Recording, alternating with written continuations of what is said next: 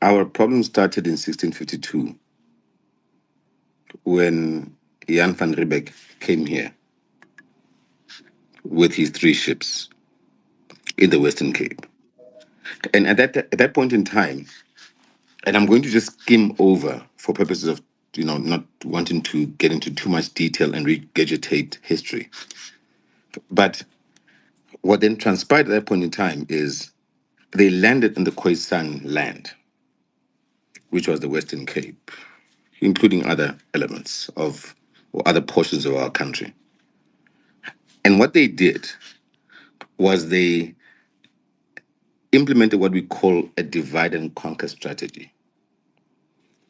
Now, that's why you'll find Limpopo, you have Venda, Shangan, who, by the way, themselves, there alone, when we look at tribalism, the Vendas are fighting with the Zongas, for instance. Then you've got the Eastern Cape, Maxhosa. Then you've got Northern Cape, you've got Northwest. I don't have to unpack any further than that. I think we understand where I'm getting at. But it was a divide and conquer on the basis of them knowing very well that if we're to be a unity, it was going to be problematic for them. And that's how what we then call what this country was named, the USA. Remember, this country at one point was called the USA, right? The Union of Southern Africa, where you have the British and the Afrikaners, in this case, consolidating and say, let's form a government. And they were apportioning allocations of land to themselves. And I think this is important that we understand why we find ourselves even talking about tribalism today. When in actual fact, there's no tribalism. By the way, it is designed by those that are not wanting us to unite. Now, I'm not going to use this platform to try and politic in terms of the MK manifesto, but I think it's important because the manifesto itself talks to that. Now, let's look at the issue of tribalism. They can refer off the back of the other speaker to President Zuma, KZN, and so on and so forth. But I think what most people don't understand is the following. Thabo Mbeki, when he was the president of this country, his majority vote, by the way, came also from KZN that catapulted him to being a president. Did they call the ANC a Zulu party then? No. If we look at the founders of the ANC, and I refer to Bab John Udube, he's from KZN. So the founding principles of the ANC itself are from KZN. If you think about it, if you look into your history, you will find that he was one of the founders. You know, but no one will ever refer to the ANC as being a Zulu party. If you want to reflect on a Zulu party, there's one Zulu party that you can say yes is indeed a Zulu party. It's the IFP. It's known from day one. They were known as a Zulu party. So where am I getting at with this? I am saying that even with the formation of MK, if you look at what then transpired in our history, you will see that the apartheid government, upon their formation when they brought the Lands Act, as visitors, by the way, who were given land by our kings and queens at that point in time, disrespected us. When they formulated government, they then relinquished the kings and queens to zero. That's why today you can find that a member of the municipal council is more powerful than a king. And that's why we don't recognize our kings. So the reality that we are faced with as abantu abamnyama is that today we're still faced with the issue of a divide and conquer. Why are we discussing tribalism today? We shouldn't be discussing tribalism. Siyabantu abamnyama. We should be forming a unified compact, a unified front to say we know that our challenges are economic emancipation, land, and all the key factors that ought to represent us as abantu abamnyama. Remember, when uMkhonto weSizwe was founded, the military wing, off the back of the South African National Natives Congress at the time, founded by Ubab Dube as a participant, by the way, coming from KZN. Mandela and the likes of Joe Slovo are the ones that decided that we cannot, because of the fact that the ANC was disbanded at the time and could not sit across the table with the apartheid government, that the only way to now win back our country was by way of the bullet. That's why Umkhonto weSizwe was formed. That's why you find that for the first time, Umkhonto weSizwe was the only platform whereby you had patriotic South Africans, black, white, Indian National Congress, all of them came together. And they said, we have to take back our country. And mind you, at that point in time, most of the leaders of the ANC didn't want to participate in this project of Umkhonto weSizwe, fighting the apartheid government. They didn't want to. They didn't want their hand to be seen in it, right? But Umkhonto weSizwe was informed as a military wing, and let's be honest, it's the same Umkhonto weSizwe that liberated this country. The military veterans that we now know, the likes of Cyril, the likes of this government, were then, they disbanded those structures. Come 1994, who was the chief negotiator of the so-called GNU? Remember, when you form a GNU, you form a government of national unity off the back of a crisis. The crisis was apartheid. And the biggest challenge that we have, if you look at Zimbabwe, for instance, you'll never find any levels of infiltration there. Because if you were a spy, they killed them before they even came to the country. In our case, because we're too liberal, we even allowed spies that were collaborating with that regime back into the country. The CIA, MI6, Mossad, all of them, they were participants in constructing what we then now call a constitution. And then in that constitution, part of the prescripts of that constitution were very clear that whites must continue to control and hold all the powers and the privileges that they had, and that all we would do was to form a government of a so-called national unity. Let me tell you what's also interesting. Umkhonto weSizwe at the time, our soldiers, because as part of this pact called a government of national unity, our soldiers were then told that because there's the South African National Defence Force, there's no need for any other army. So we were then absorbed, supposedly, in the South African National Defence Force. What happened to our people? What happened to those soldiers? Today, they're still suffering. You know, you'll find a Thabo Mbeki, he goes and does a lecture and says, those people that go and tumble, and forgetting that, by the way, he himself was in Sussex in the UK when people were fighting for this country. It's sad that so many of our leaders have lost what our agenda is. And our agenda, let's be honest, as Black people, is ancestral. Because the South African Native Congress was led and formulated. Yes, the likes of Abu Dube came through, but it was our traditional leaders. Go to the UK. Does the UK have a constitution? The UK does not have a constitution because the UK belongs to the king or the queen. The land, everything belongs to the king or the queen. When a government is formulated in the UK, the prime minister goes and sits with the king or the queen to then inform them of the government of the day. But yet today here in this country, Tina, We are sitting with the constitution. Whereas during apartheid, they had what they called parliamentary sovereignty, where the will of the people, don't forget at that point in time, we could not vote. So it was the will of their people. Why can't we, in this case today, also bring in the will of the people being what dictates the laws and then being reflective of what the people want to see happening in this country?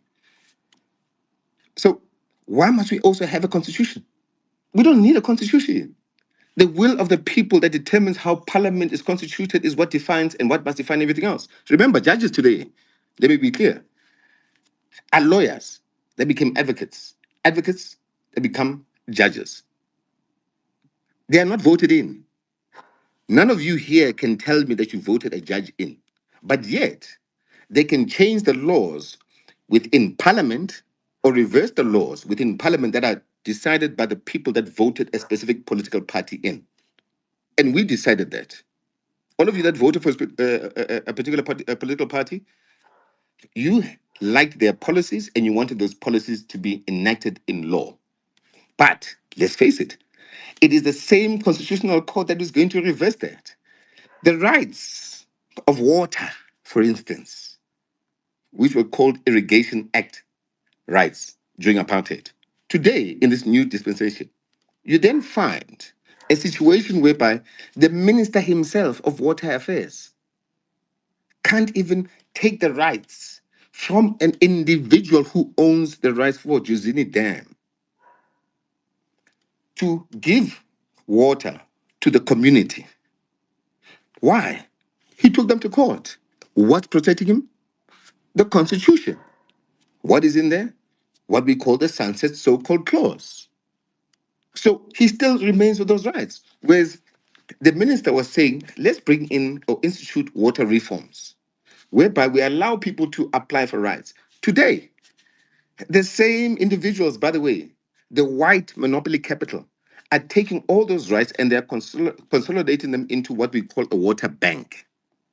Water is the number one most scarce resource. You know, we can talk about the issues of land and so on and so forth. Yes, we want our land back. It's ancestral. And we know that there is below and above economic value to our land, agricultural above, below resources. But here's the reality: you cannot farm or implement an agricultural program without water. And they know that. Now, going back to the Western Cape, when we talk about the issues, the Western Cape has got a lot of our closer people who find themselves there. But, you know, it's a migration, by the way, most people don't know, that comes from the Eastern Cape. And they find themselves in the Western Cape looking for opportunities. Why would they do that? It's because the Eastern Cape is a poverty-stricken province. Now, why the Western Cape and why do we find ourselves whereby we have the Eastern Cape being controlled by the DA? And why are they so beholden onto the Western Cape? The Western Cape, when it comes to South-South trading, from the east to the west and from the west to the east, every single ship goes past our waters. Where? Western Cape. Huge amount of revenue that is happening there. Even when it comes to military intelligence or military strategy, you would rather partner with that particular country that has got that centered um, point of presence, like the Western Cape, in this case, South Africa. So let's forget issues of tribalism. We're busy talking about tribalism. For what? In this day and age? That's what we say as ngoMkhonto weSizwe, if I must get to that, is that if you look at our number one pillar, it says, let's reclaim our dignity as abantu abamnyama. We've become too Eurocentric. We become too westernized. That's why abantwana bethu namhlanje, I'm telling you, most of you guys would never lift a finger on any of your parents or anyone that's older. It's a fact, because we come from a different generation. Today, we find ourselves with our own kids lifting their own hands against us. It's because it's Eurocentric. It's westernized. It's not our culture. If I was to take any of you here and I say, and I blindfolded you and I land you in China, just look at culture, right? I land you in China and I unblindfold you. You would know you're in China. But why? Because it's Chinese. I can do the same thing. I take you to Cuba, blindfold you, unblindfold you there. You'll know you're in Cuba. But if I brought you to South Africa, let's say I blindfold you and I unblindfold you here in South Africa and sent it, are you telling me that you'd know that you're in South Africa? No, you wouldn't. Because our culture is not inculcated in how we do things, neither is it inculcated in our corporate. In Japan alone, let me share with you. In Japan, if you're even a CEO and they want to fire you, because it's part of their culture, they will never just fire you and exit you from the company. You'd end up being a manager or a secretary from being a CEO because it's not a part of their culture. You see, it's about sustainability and living to the culture and the principles of who we are, and which is what we have lost. That's why today we find ourselves here debating about tribalism. Why are we debating tribalism? Why? We can't be debating tribalism today. We need to be looking at about how do we consolidate as all political parties, as all black people, because we've got a bigger agenda that we must address, which is to emancipate our people, the future of our country, our own children, all of you here, your own children. Do you believe in this state of the country that we even have a future? We don't have a country. We've got nothing. That is a fact. But anyway, ngoMkhonto weSizwe, yes, needed to garner its power and its vote and the impact that it has had off the back of a politician such as Ubabum Sholos, to to to to change the landscape of the political sphere, right? So let's start there.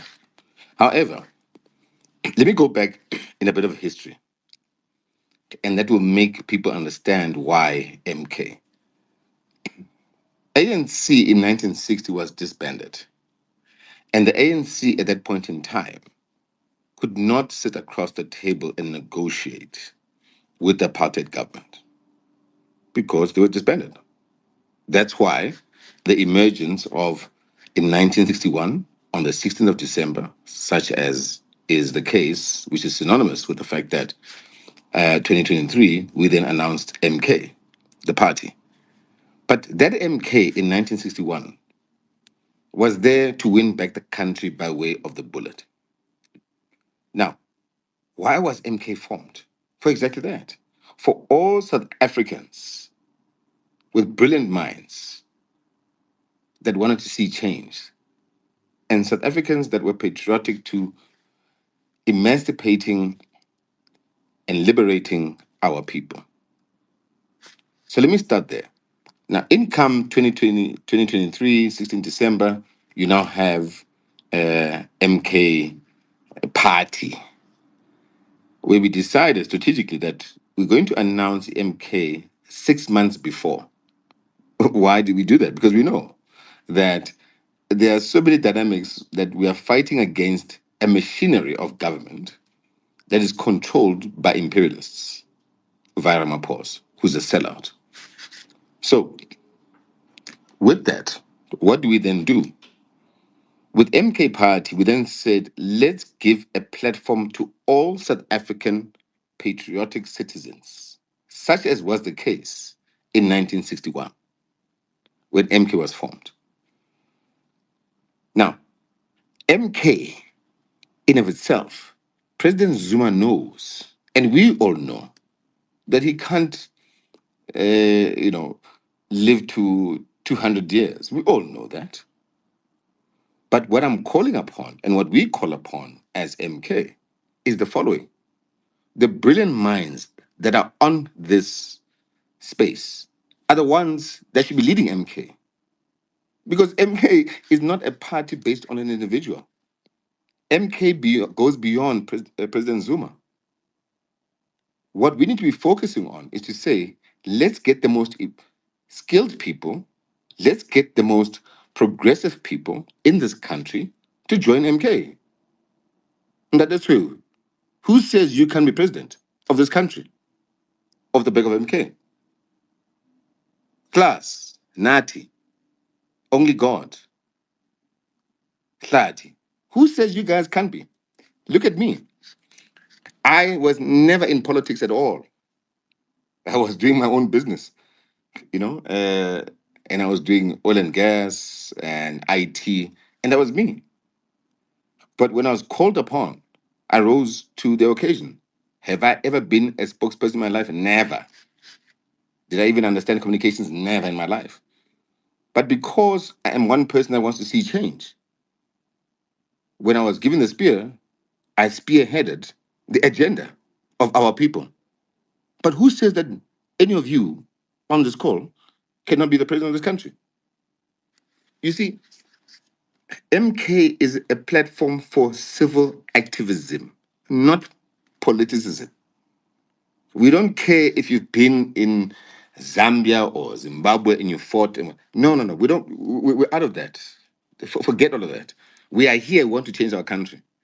If there are people here that are more skilled than me to do communications, get on board and come and take my role. I want you to do so. If there's anyone that's best positioned to become a deputy president, please, we want you. In actual fact, one of the key elements is that we want female leaders in the organization. And I'll say it that we don't have enough female representation in MK. But we want the best brains coming from our sisters to be part of MK. So does it mean that MK is going to die after President Zuma is no longer around? No, never. We're not a cope, and we're not any other so-called political party that sees us as a threat. We're not a threat. We're a platform to unify. We're a united front. We want to create a united front for all political parties. I mean, it's been said that we are, enemy number one. And I was asked this question to say, is MK actually enemy number one, as was mentioned? And by the way, Julius Malema and I have got a very good relationship. We work very closely in Parliament. And he actually mentioned me, I remember, in one of his pressers. And he said, no, I work very well with uNhlamulo, where, we nominated a member of the NCOP on their end, and we supported them. We voted for that person to be the chairperson, and they voted for Dr. Hlophe at the National Assembly to be part of the chairperson of the Members' Interests and Ethics Committee. We work very well as part of the Progressive Caucus. So if there's anyone that's going to say that is MK a threat or is MK enemy number one, yes, they're right. MK is enemy number one. But you see, in politics, you need to understand the following, that there's more than meets the eye in terms of what's said. MK is enemy number one against the so-called GNU. Nothing else. Yes, we are number one enemy against the neoliberal, imperialistic, racist regime. That's why we are enemy number one. Anything beyond that, we are not an enemy to anyone else. How can we be an enemy of black people when we're trying to unite our own people? That's why I said we should not be talking about tribalism here. We should be talking about how do we unite as black people. That is what's important. Helen Zille Health made it very clear that the only reason they're part of this so-called GNU or a DA-led coalition, she made it very clear. She said that business came to them as the DA and said, protect Ramaphosa, and funded them. And you must form a government with Ramaphosa. Mind you, let's not forget that it's the same DA that was also pioneering an agenda to impeach Ramaphosa. What made them change? It's because big business went to them and said, by the way, let's protect Ramaphosa. So this is a marriage of convenience. This is, and I refer to it as a conglomeration of parties that are rejected, or should I say, a conglomeration of rejects whose agenda is to maintain power but not to advance the liberation of our people. That's exactly what it is, nothing else. So remember, 30 years ago, Cyril Ramaphosa was the chief negotiator of the GNU. At that time, it made sense because remember, I said a GNU is formed off the back of a crisis. So, yes, we had to have a united government. 30 years later, guess who shows up? The same Ramaphosa as what? The chief negotiator. With who? The DA. Now, if you look at what happened 30 years, in the 30 years, has anything changed? No. We have the same spy, the same sellout who's here today negotiating what he then calls a GNU, using the organic ANC vote, our people's vote, to give power to racists, to fraternize with racists, and give them power as ministers. That is what's happening here. So Ramaphosa is just a constitutional delinquent that is loitering the union building. The only reason that the ANC has not dealt with him, because in the same way that they recalled President Zuma, which was the NEC, why can't this NEC do it? It's because he's doing deals with them. He's giving them deals, and he knows too much about them. That's the biggest problem. So that's why this NEC in of itself is a failure in of itself. They don't have a soul. They do not represent us. By the way, if you see all these other parties, we all come from the ANC. The ANC, in terms of the core of the ANC, what it stands for, is still deep in my heart. But like in 1961, where we had to rescue the country because the ANC of 1960 could not do anything, we, at that point in time, as Mkhonto weSizwe, won the country back by way of the bullet. Today, we're saying we're going to win it by way of the ballot. So it's synonymous. History is repeating itself. It is synonymous with what's happened in 1960, 1961. Today, we are saying we're going to take back what our ancestors, they were the founders of the ANC and the core values of the ANC, getting our land back by using a different vehicle, which is Mkhonto weSizwe Party, and we'll use it what within the constitution. And same constitution, by the way, that was negotiated by a sellout, who today is a billionaire, who talks about Tinswalo. Yet our children die from cheap snacks of 150, staying in the township. But white people's children die from motorbike accidents, from expensive car accidents. They die, white children die expensive deaths, whilst our children die cheap deaths from snacks. So Ramaphosa has got to step down. That's why throughout the election campaign, I kept saying the ANC of Ramaphosa. And people didn't understand. Why do you keep saying the ANC of Ramaphosa? I'm like, this is not the ANC that we know. It's a straitjacket ANC. It's been bought. It's been controlled by white monopoly capital. It's not different to the ANC during apartheid that could not emancipate or liberate its people then. And MK had to be formed to get our country back by way of a bullet. Today, we're saying this ANC is exactly in the same position. It's been bought. They can't even implement their own policies. Nationalize the Reserve Bank. Have they done that? No. Why? Because there's capital interests. Now, can you then take back the land without compensation? No. Land restitution? No. They can't. They are bought. They are part of the big deals. The likes of Abu Mavusam Simang, and I know him very well. I know most of these people very well. He sits on the board of Harmony Gold. Are you telling me that he, for instance, as an example, will want to relinquish his role with all the money that he's getting to then say that his mine must be nationalized? No. So we have got people here that are totally compromised and beyond compromised. They are bought. The ANC is bought. The ANC is it's a bank account. That's what the ANC is today.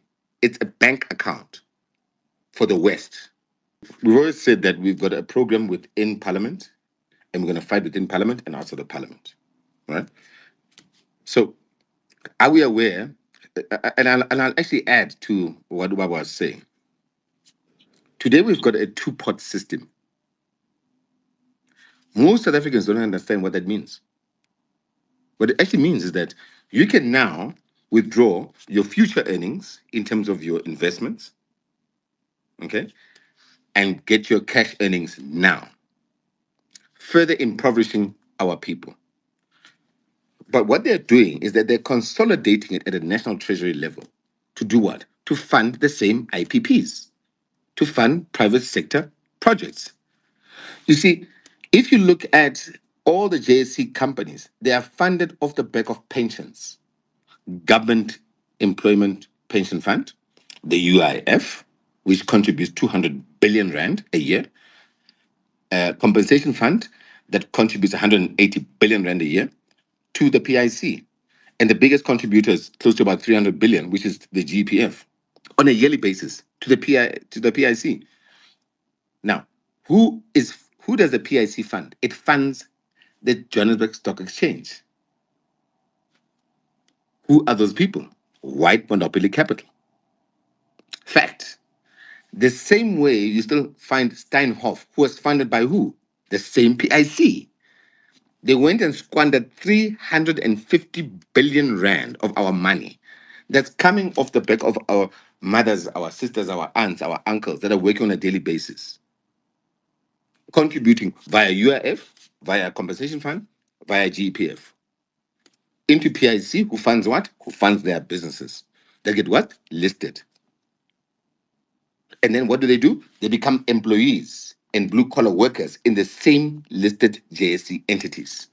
In actual fact, those same blue collar workers are actually shareholders of the companies that they work for, but they don't know it.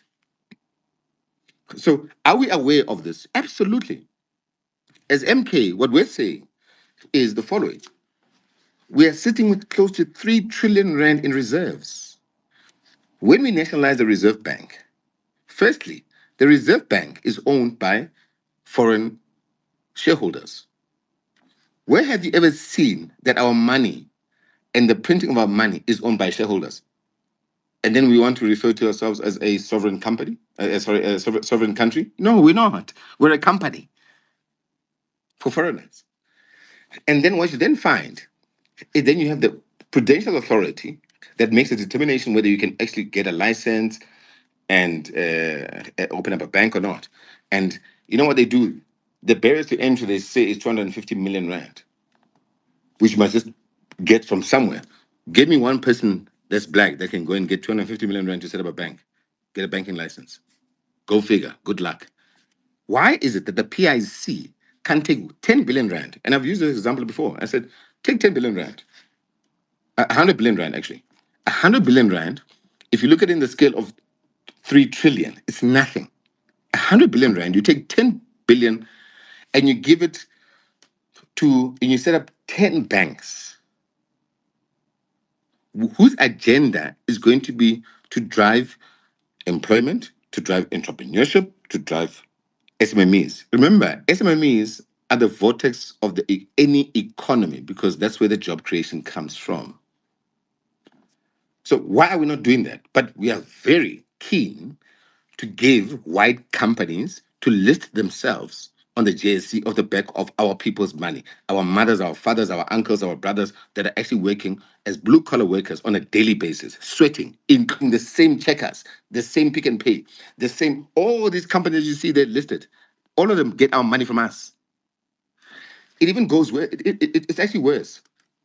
When it comes to issues related to the the grants, social development today pays checkers, boxer, Pick and Pay, Spar directly billions of rands for our people to collect from them. Why? And then they then say to our people, no, you can collect at a very nice discount and we'll actually work out very nice, food packages or bread baskets, whatever the case may be. But the fact is, why are we subsidizing white monopoly capital that we funded already via the PIC? Why? Why are we not giving black agricultural entities and giving them, the farmers, giving them organic foods? That's where now the issue of GMO comes in. Now all of a sudden we are consuming food that we don't even know where it comes from. Abu woolies and so on and so forth. We don't even know. All of a sudden there's a huge rise of black people now getting cancer. When it's in it's not part of, it's never been part of our gene to be having cancer. So all I'm saying is that we need to conscientize ourselves when it comes to that. We are aware when it comes to the two-pot system, as Ubaba said, that they are busy funding of the back of treasury their own Cyril Ramaphosa's IPP deals beyond being dealt with. Cyril Ramaphosa must go to jail.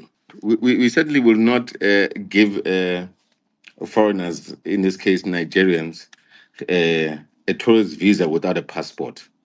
I mean, does that even make sense? I mean, really? I'll give you a visa without a passport. And remember, the law in this country states very clearly and categorically that if you're going to invest in this country and you want to be a business investor, you must have a minimum of 5 million rand. So I want to ask a question. All these puzzle shops with these Pakistanis, do they even have 5 million rand? And even if they did have the 5 million rand, would they be opening a mass puzzle shop? So we can't allow illegal immigrants in our country. We've got porous borders. Now, here's the crazy thing. Cyril Ramaphosa forms this so-called GNU. He goes and gives power to the DA in the form of a minister called Schreiber. So Schreiber, let's not forget, you go to all these restaurants. Who are they owned by? White people. Where do they? Who are their employees? Zimbabweans. In most cases, who are illegal. So what are they doing? They are marginalizing us, marginalizing our people. Let's not forget, off the back of that, that whites in the system, they always mirror whatever we do. So, for instance, if you go to healthcare, uh, government hospitals, they've got private healthcare. If you've got police, they've got private security. If you have education, they have private education. These people, by virtue of the same constitution, gave them too much power to a point where now, today, it's allowing them to bring in foreign illegals for cheap labor to marginalize us. And then what are they going to do at some point? Give them IDs. And when it comes to voting, they'll ensure that they vote for the DA. They'll ensure that they vote against us. That's exactly what's happening. It's a huge strategy that they're busy with, these people. But psychologically, Tina Lapana, oh, okay, it's what ANC, but yeah, Omapos Lapana, yes, it's a GNU. There's no GNU. This is a coup. It is a coup that people don't even see. It's happening. It's a coup that's happening right under our noses and Cyril's nose. Let me put it this way. All that voted for ANC can tell why we said this is the ANC of Cyril Ramaphosa. Let's not forget that we all come from the ANC. We love the ANC, the true, unorganic ANC, not this ANC. It doesn't represent us. So, for those that voted for the ANC, they were betrayed because their power of their vote has now transcended into, white monopoly capital getting ministerial positions. They've sold out. Your vote is fraternizing with racists for those that voted for the ANC. Let me start there. We wanted it to happen this way. If we were not true to our cause as uMkhonto as a party, we would have joined the GNU. We've got enough power to do so. Did we do that? No. We're not going to. We're not going to sell out from our cause and then now join the GNU so we can have blue lights and all of us. uNhlamulo manje, minister. It means nothing to me. That's why I think part of there's a question whereby our sister then raised to say, you are in parliament or in government and then in the party. Yes, she's right. I myself, as of last week, if maybe some of you have not seen it, I resigned. I'm going to resign from parliament. I'm going to go back to the party. I'm resigning from parliament because there has to be a clear separation of duty, clear separation of power. And this has got nothing to do. Remember, this is just parliament, not even in government. I'm not a minister. I was just a member of parliament, right? So, but I'm going to step down, give someone else that role because we need to fix our party. I need to get back on the ground to ensure that uMkhonto is seizing what it stands for, that is aimed at liberating our people, stands true to the cause. So, yes, we know there's going to be elements of infiltration of individuals that come from different parties that want to now try and let me tell you, Mkhonto is like a washing machine. We'll flash you out very quickly. And I can tell you on this call, with all of us here on this space, there are people that are not going to last if they've got agendas within Mkhonto and weSizwe, because we're not for that. Now, come 2026, we're going to take all municipalities. I can tell you, 70% of municipalities we're going to take. Forget this thing that you're seeing of the by-elections. We're just testing here our machinery. you know, we're just testing our machinery. We are focused on the bigger picture. And I can tell you, watch what happens before the end of the year. Let's say by mid-year next year. I've got a huge program. Watch what happens pertaining to that with the content season. Au, au, au, au.